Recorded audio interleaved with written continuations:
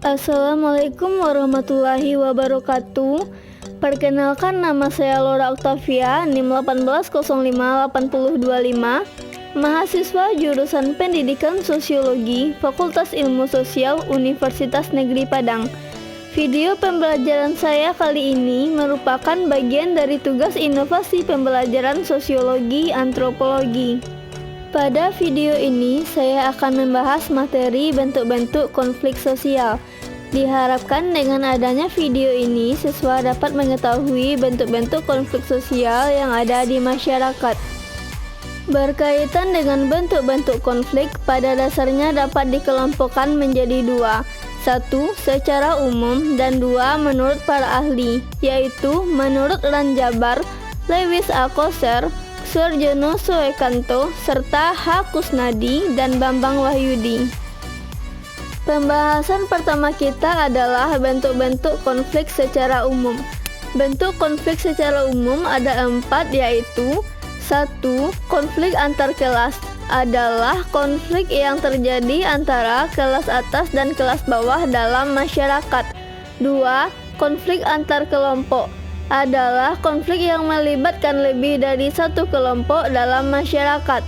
3. Konflik antar generasi adalah konflik yang terjadi antara generasi tua dan generasi muda berkaitan dengan perbedaan pandangan mengenai suatu hal. 4. Konflik antar etnis, agama, dan golongan adalah konflik yang terjadi akibat semakin dipertajamnya perbedaan-perbedaan antara etnis, agama, dan golongan yang melibatkan para pengikut dari etnis, agama, dan golongan yang bersangkutan. Selanjutnya adalah bentuk-bentuk konflik sosial menurut para ahli. Yang pertama, menurut Ranjabar, dibagi menjadi dua bentuk, yaitu 1. Konflik individual merupakan konflik yang dilakukan antara individu atau perorangan. 2. Konflik kolektif merupakan konflik yang anggota kelompoknya memiliki visi yang sama, sehingga jika melakukan konflik individu dipandang kurang efektif dan efisien. Yang kedua, menurut Lewis A. Koser, konflik dibagi menjadi dua bentuk, yaitu 1. Konflik berdasarkan bentuknya. Yang pertama, konflik realistis adalah konflik yang berasal dari kekecewaan individu atau kelompok atas tuntutan-tuntutan maupun perkiraan keuntungan yang terjadi dalam hubungan sosial. Dan kedua, konflik non-realistis adalah konflik yang berasal dari kebutuhan untuk meredakan ketegangan paling tidak dari salah satu pihak. Bentuk konflik yang kedua yaitu berdasarkan tempat terjadinya. 1. Konflik in group adalah konflik yang terjadi dalam kelompok atau masyarakat sendiri. Dan yang kedua, konflik out group adalah konflik yang terjadi antara suatu kelompok atau masyarakat dengan suatu kelompok atau masyarakat lainnya.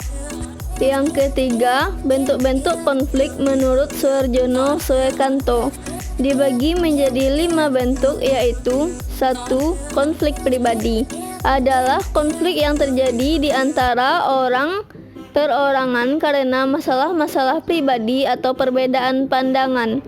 2. Konflik politik, yaitu konflik yang terjadi akibat kepentingan atau tujuan politik yang berbeda antara seseorang atau kelompok.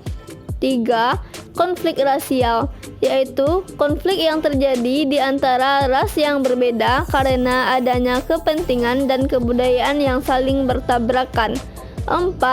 Konflik antar kelas sosial, yaitu konflik yang muncul karena adanya perbedaan-perbedaan kepentingan di antara kelas-kelas yang ada di masyarakat. Dan yang kelima adalah konflik yang bersifat internasional, yaitu konflik yang melibatkan beberapa kelompok negara karena perbedaan kepentingan masing-masing. Dan yang terakhir adalah bentuk-bentuk konflik menurut H. Kusnadi dan Bambang Wahyudi, dibagi menjadi 6 bentuk, yaitu yang pertama, konflik berdasarkan tujuan organisasi. 1. Konflik fungsional merupakan konflik yang mendukung tercapainya tujuan organisasi dan bersifat konstruktif. 2. Konflik disfungsional merupakan konflik yang menghambat tercapainya tujuan suatu organisasi dan bersifat destruktif atau merusak. Yang kedua, konflik berdasarkan posisi pelaku yang berkonflik. 1.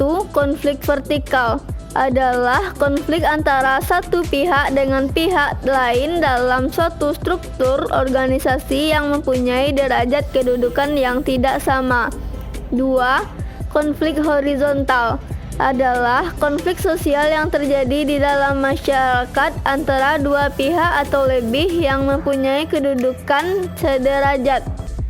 3. Konflik diagonal.